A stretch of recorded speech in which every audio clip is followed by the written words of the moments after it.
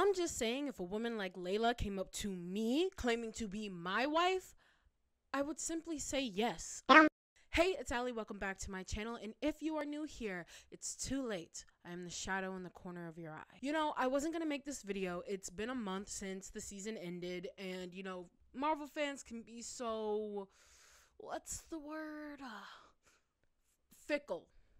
Fickle. We'll say fickle. But you know what? I had way too much of a good time watching this show, and I do believe it to be Marvel's best MCU TV show to date, which, you know, there's not that many out, but I still believe it to be the best. And so I'm going to talk about it today, regardless. I don't care. Come at me. Actually, don't do that. So if you like this video at any time, please remember to like and subscribe, as it helps me out a lot. It helps the algorithm out a lot. And also, I make videos like this all the time. So if you want to hear me talk about more shows and movies and whatever, go ahead and subscribe. And for the algorithm, go ahead and comment down below who was your favorite character and why was it Layla? And where do you think the MCU is headed next? Because I'm going to talk about that at the end of this video. All right, obviously I'm going to talk about the show, the characters, the plot, etc., etc. So let's just get into it. I know this has been a recurring theme in the last like 3 videos I've made, but the show is good. It's good. Great, even. Some would even argue great. I think that it is very well paced, except for the last episode, which is something that Marvel MCU shows seem to be struggling a lot with. Like when I watched Falcon and the Winter Soldier, I don't know what happened in the like couple of episodes between the first 2 and the last 3. I could not tell you what was going on in those episodes at all. That's how much it kind of lulled between there. But I don't think Moon Knight has this problem. I don't believe it did. I was having fun the whole time. Though the last episode was a little bit too fast-paced, and I'll get into that. I definitely think we were all nervous, to say the least, about Marvel doing anything mental health related, because we've seen how they've handled anything regarding to any type of minority. Oh my God. But I am very happy that all of the writers did a really good job in portraying DID. I didn't know anything about DID going into this, but obviously, there are just some blanket things about mental health when you're portraying it in media that you have to get right. Especially in this type of medium where there are superheroes and magical powers. You don't just want to say, oh, we can just magic your mental health away, or you just need to believe in yourself and all your mental health problems will just go away. No, you can't do that. You can't do that. And that is a lot of mistakes that other media seem to make when it comes to portraying mental health. So I'm glad we're at the point where we're no longer doing that. Why did it take this long? I don't know. All you had to do was pick up a fucking book, but who knows? At least it wasn't horribly portrayed in this show. Honestly, I don't think Marvel has had the opportunity to do this so far. Even though a lot of their characters need therapy, I don't know what it is about grief counseling. Something. We need something for Wanda. Someone get her some goddamn grief counseling. Please, someone help. Why is the spoilers for Doctor Strange Multiverse of Madness, by the way, she gets defeated by herself. Not America Chavez. No. America Chavez isn't the one who defeats her. It is herself. By herself letting her other self know in the other universe that her children are going to be taken well care of. That's when she decides to stop fighting. I need you to understand, she had to counsel herself. She had to give grief counseling to herself. Yes, this is off topic. Hold on. She had to give grief counseling to herself.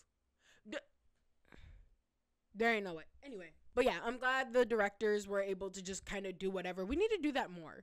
We need to give directors just free reign to do whatever and hope that they'll make a good product. I know sometimes it can go a little crazy off the rails, but I really do think we need to do this more often, because look at this product.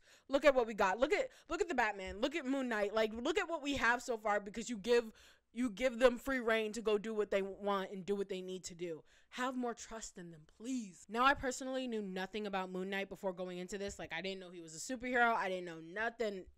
I knew nothing about this man. And I still feel like they did his origin story justice without it making it seem like an origin story. Obviously, this is the first time we're seeing this character in, this type of media. So, obviously, it's going to be an origin story of sorts. But they did a really good job with starting us, I think. If we had to say, maybe right after his origin story, right? We've already jumped in. He's already Moon Knight. And we're just trying to put it together and put back the pieces every episode, which I thought was really smart, especially doing it from, Stephen Grant's perspective, because he doesn't know what the fuck is going on. And we, the audience, don't know what the fuck is going on. So putting us in that shoes of Stephen Grant makes it like so relatable. Like, I'm pretty sure everyone is over origin stories. It's like we just want to jump into the good parts and the good bits, but we can't do that without introducing the character. So I think Moon Knight did a really good job with being like, oh, here's all the stuff that we're going through, and while all this is happening, we're learning about his backstory. I think that was so smart, and also an homage to the comics. Now, all of that being said, there are some issues that I take with the show, obviously the last episode being one of them, but mostly I just expect more out of the show. Like, I want it to keep going. Obviously, I want it to get a second season. I want there to be more to this character, because if we just stop here, the show is mediocre. It had a really good setup, but if we just stop here and there's nothing else, everyone's just gonna look at that ending and go, okay, what was the point? Like, I know it's all contingent on money and, like, if it does well and yada, yada, yada. But, like, you know what I mean? We need a season 2. We need a season 2, not just for the sake of me seeing Oscar Isaac again, but also I want to know who Jake Lockley is. Give me my man's Jake. And the problem I think that MCU shows have so far is that they tend to drag out through the middle. But I don't think this show had that problem at all. I think they had the exact opposite, specifically with the last episode. I think things were moving too fast in the last episode. I definitely feel like if the last episode was like an hour or so long, so we could actually wrap up, like, okay, where's Layla? What happened to her? She kind of just disappeared after the fight. Like, okay, like, Steven and Mark are together now, but like that whole thing with the blackout with Jake, like, what's going on with that? Also, Harrow is not in jail. He's in a mental institution. Why? I would like to know why was he in a mental institution? I mean, he's, you know, gone now, but like, why was he in a mental institution and not in jail? I feel like he should have been in jail or a prison mental institution. Do they have those? I'm sure they do, but that's where he should be. Also, it made it very clear that they were like not in Egypt anymore. It didn't look like they were in Egypt anymore. So like, where the man committed crimes against humanity in Egypt, so shouldn't, you know, is that gonna get explained? I don't know. Also, that fight between Harrow and Mark and Steven at the end, I feel like we could have sprinkled some Jake in there. I know, like, the whole thing is like context clues. Obviously, Jake was the one who defeated everybody during the blackout, but it would have been nicer to see, like, maybe like going in and out of the blackout, like, oh, we're here and like we're beating up people and then it's back to blackout, and then we're here and then it's back to blackout, and it would have like still been disorienting and you didn't know what's going on, but it would have been enough to be like, okay, like something is happening here. I know probably budget, time constraints, because they got to get a whole new suit for Jake Lockley. Oh,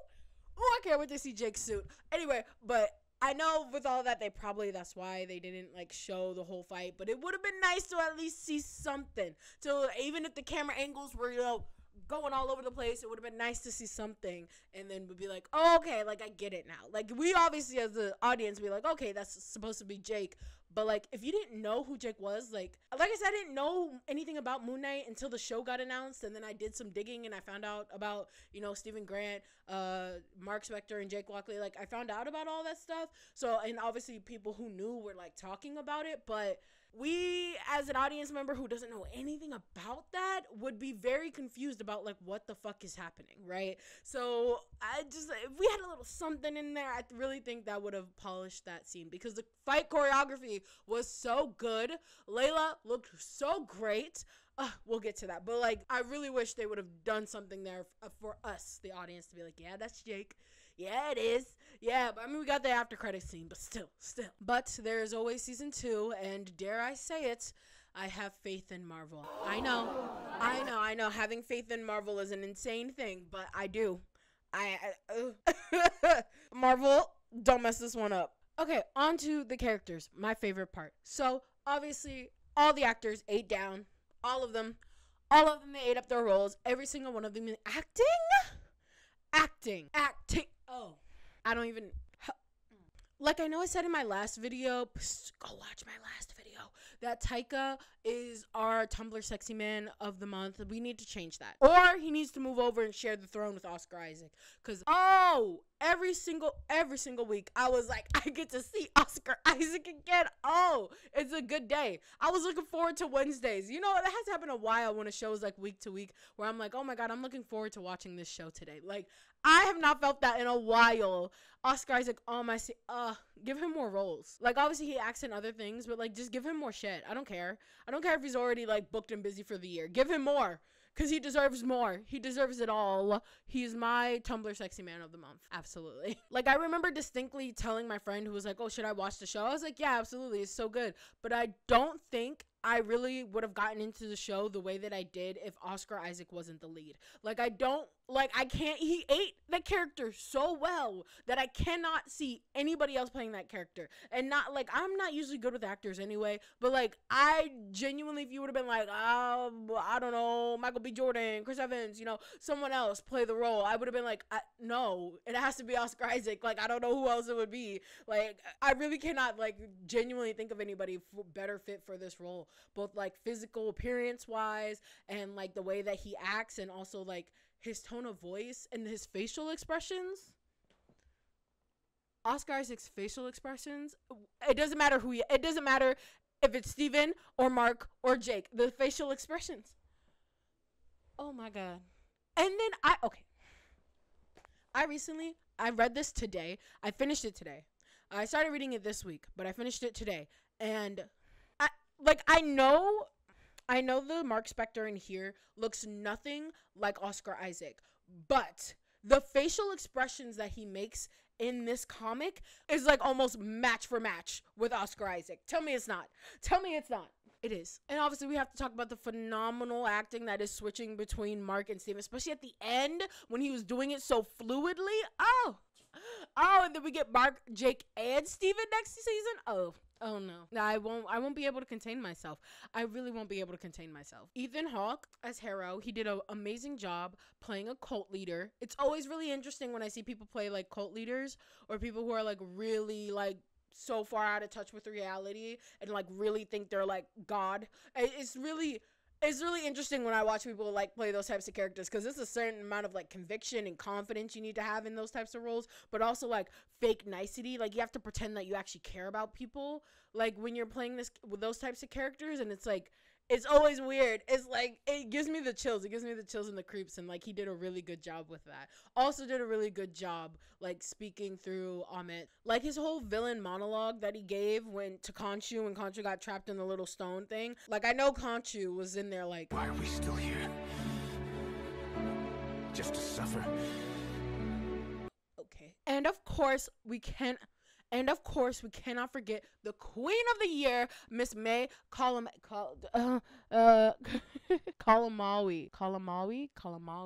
I'm so sorry, girly. That's my queen right there, though. She also ate down her part.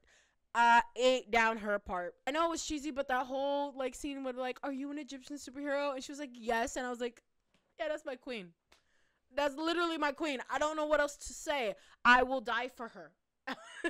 Me and Steven and Mark will all be there dying for her, because queen behavior. I love that she pretty much got her own little section in that Indiana Jones episode. Great character. Is that a bug? I thought that was a bug on my ceiling. I'm so sorry. Anyway, great character writing when she finished defeating like the mummies and whatever, and she was like on the other side of the pyramid and she almost fell and died. And like she won, and she was like there just like heaving up and down on the little rocks or whatever, and she screamed. I was like, yeah, that's a pretty like good like reaction, because people would just be like, okay, time to move on. And it's like, no, realistically, you'd probably fucking scream, because I would scream. But I love that little moment she got. Also her switching between Tawet and Layla when she was like being her avatar and shit. It was so good. It was so fucking good. And now she gets to be her own superhero. She's the Scarlet Scarab. Oh, she gets to be her own superhero, and I better see her again.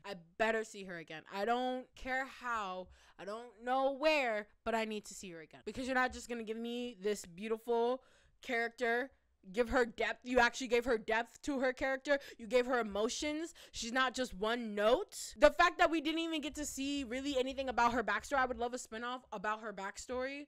Like, I would love something about her backstory. Like, we get all this exposition about her being like this black market like dealer and trying to get back all these artifacts and stuff like that, and nothing. I better see something, Marvel. I will come find that rat, and I mean, not, you know, threaten Disney. Let's talk about mental health. Ooh, everyone's favorite subject. Anyway, so DID, dissociative identity disorder. I did not know nothing. I knew like a lot of like baseline and probably inaccurate stuff about DID. I think that the show did a good job. It could have been better. It definitely could have been better. I'm not gonna say it's, oh, Marvel did such a great job portraying DID. No, I think we definitely could have been better, especially about the like what is happening, most likely, like what, like, because I know they stayed on the more mystical side of things and the more like, oh, we're in the field of reeds, blah, blah, blah, and all that stuff. And I know they were staying more towards that, but I did like what they did show about like him being in therapy and the therapist trying to talk to him, because in the comics, specifically this one, Mark Spector goes through a lot in this comic. Oh, we'll get to this at the end. But like he goes through a lot in this mentally, and like there are doctors trying to tell him the whole thing with Harrow. Harrow plays like the role of Amit in this one, Dr. Emmett in this one, who is really Amit, and who's pretty much trying to tell him that like all of this is an illusion. You're not, like, you're just sick. You're not actually Moon Knight. Blah blah blah. Like that's this and that. So I really like that. I really like that kind of connection, and that they were trying to explain it away. I feel like something could have been said about mental health institutions if we wanted to go there, but obviously we didn't have time for all of that, and he wasn't actually in a mental health institution, so there's like no way for like you to. It would have been weird to make that statement when he wasn't actually in an institution in the first place. Like he was never admitted into an institution, so you can't say like, oh, mental health institutions are horrible, because a lot of them are, but obviously like they didn't do that in the show because he was never actually in one. It was all just in his head. But I digress. Something that I will commend them on that I was surprised that Marvel did was show the creation of Steven, like his Mark's alter, the first one, to show like where it comes from, and to be honest about like it most likely comes from childhood trauma for like a person to develop an alter in that type of way, for them to actually show that. Like obviously they didn't show child abuse, but like to heavily imply child abuse, physical child abuse. Well, I was really staring at the screen like they did not just do that. And then I started crying because, oh my God, like it was heart-wrenching. But the fact that like Marvel actually showed that, me perhaps thinks it's a step forward. It's not perfect, but it's definitely a step forward in showing like, hey, this is where this stuff comes from. It's not imaginary friend. It's an alter. And this was formed because of heavy childhood trauma. What was his dad doing? I would like to know, because ooh. So like the whole fight that Mark has with his dad when he's leaving home, and he's like, yo, you said that you would get mom help and you never got her help. I don't know what this man was doing, but it wasn't enough. It was not enough, because not only were you letting your wife abuse your child physically and emotionally, but then you also at the same time weren't doing anything to help her get help. You know, why wasn't she getting help? Like, that's the root cause of it, right? So why wasn't she getting help? And why wasn't your son not near her? I don't like that. I couldn't feel anything for the dad. I really couldn't, because it was just like, did you do everything that you could do? Because I don't think you could. I don't think you did. And then at the end to have the audacity to be like, I can't lose another son. You didn't do a good job keeping him. You didn't. That was annoying. Though. A+ parenting right there. And also I love that we pretty much got a lot of the show through Steven's perspective for like the first half of it, because we didn't know anything that was going on, like first episode, second episode, even like third episode. Like we had no idea what was going on, who was who, what was going on. We didn't know. We did not know. And I'm glad that like we got to see that from the perspective, instead of like Steven being the only one in the dark, like us the audience being Steven and like being in the dark and not understand what's going on. I think that was a really good choice of writing there. Also, Steven is baby and must be protected at all costs, but you already knew that. Because I too, when I see little baby goats, I say goat. Good news. They'd rather cling to their fear, cling to their pain. Goat. No? Yes. When I see puppies. I go puppy. When I see a bird, I go bird. Like, that's me. No, that's me. He just like me for real. Production time. I don't know when this show was made. I don't know if it was made during quarantine, like COVID times or not. I don't think that it was. I think this was filmed last year. But still, I mean, it is still COVID times. But still, I feel like there was something a little bit off. Like, specifically with the CGI. I don't know what was going on with that cape. I don't know. I don't know what was going on, and I can't explain it to anybody. Like, when people see it, they're like, "Oh no, I know what you mean." Like, it was almost too fluid.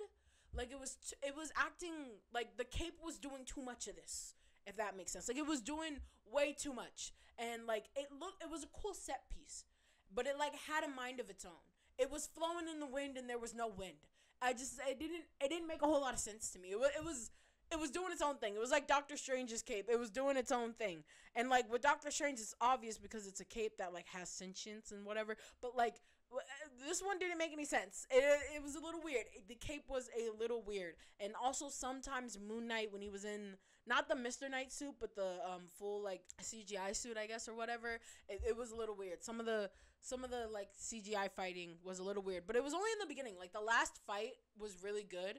And I think it was just because we didn't stay on one person for too long to, like, really get that weirdness. But, like, definitely the fight scene with the horses, and then I think the first fight scene in the first or second episode, that it just looked weird. Otherwise, it looked great. Everything else looked great. The costumes were amazing. Mr. Knight. Mr. Knight. Can I have a word? Can I have a word with you, Mr. Knight, please? Anyway, enough of that. Mr. Knight. Layla's costume, beautiful. Fucking beautiful. Fucking Amit. Like, Amit and Khonshu, like, the way that they looked, I mean, that's where all the CGI went. Went into that big, giant-ass Power Rangers-ass looking fight. Like, they looked so good. Amit's, like, her fucking braids turn into her tail, like, the further you go down. Like, hello, attention to detail. And Khonshu looks like the way that he looks in the comics, pretty much. Especially at the end when he's wearing his suit. Oh, it was so good. It was so good. So good. Despite that, like, one weird CGI thing, like, everything else looked great. Shout out to the director for being like, fuck Wonder Woman 1987 or whatever the fuck it's called. Fuck that shit. For portraying Egypt like this barren fucking wasteland like they do in a lot of Americanized African places. In like movies and shit. So he said, fuck that, fuck you, and then proceeded to make Layla look like Wonder Woman, which was insane. I was like, is this Wonder Woman? I'm surprised they didn't play the like, I was fully expecting them to start playing her theme or some shit. And then also actually showing what Egypt looked like, both traditional Egypt with like pyramids and stuff like that, and then also like urban Egypt when they were bumping fucking Middle Eastern trap music. It was a vibe. What did you want me to say? My only issue with the setup is when they were scaling the Great Pyramid and it was huge and it was big and I was like, okay, cool. And then they got inside and it was like the small ass room. It just didn't look as big as it is on the inside. Like, I know, like, there are probably different sections, but like none of it looked really that big. Like, all of the rooms looked really small. And I don't know if that, like, is that how the inside of pyramids really looked? I don't know. I guess I expected a pyramid to just be hollow on the inside. Like, obviously it's not, but like, it was just a little too small on the inside and it was weird. It was a weird scaling. Like, it was weird.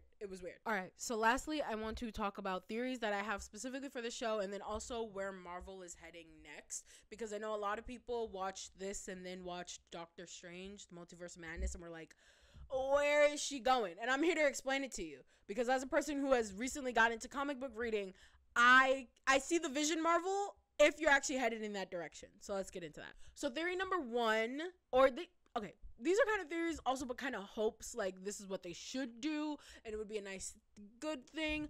But theory number one is that we're gonna get a lot of Jake Lockley screen time next season. Like, and I mean, like, kind of in the way we got Stephen Grant, where it's like we're getting everything from Jake's perspective now, and now Mark and Stephen have to be the ones that like have to play catch up and be like, what are we doing, blah blah blah. Like, I think first of all that would be really good storytelling, and number two, like, it would be interesting to see like that actual, like, you know, vengeance, you know, protecting the people of the night or whatever the fuck. It would be nice to actually see that in kind of like the Marvel classic, like fighting bad guys type of thing. So theory number 2, again, less of a theory, more of a want. I think we're going to take place in New York next time, because New York is where like this comic, I know I keep bringing it up. This comic is amazing. This is where the comic takes place, and I think Moon Knight himself also, like, just all of Moon Knight usually takes place in New York. So it would be cool if we actually get, like, to see, I keep fucking holding this, to see, like, a New York setting for the next one instead of, what was it? It was England and then Egypt.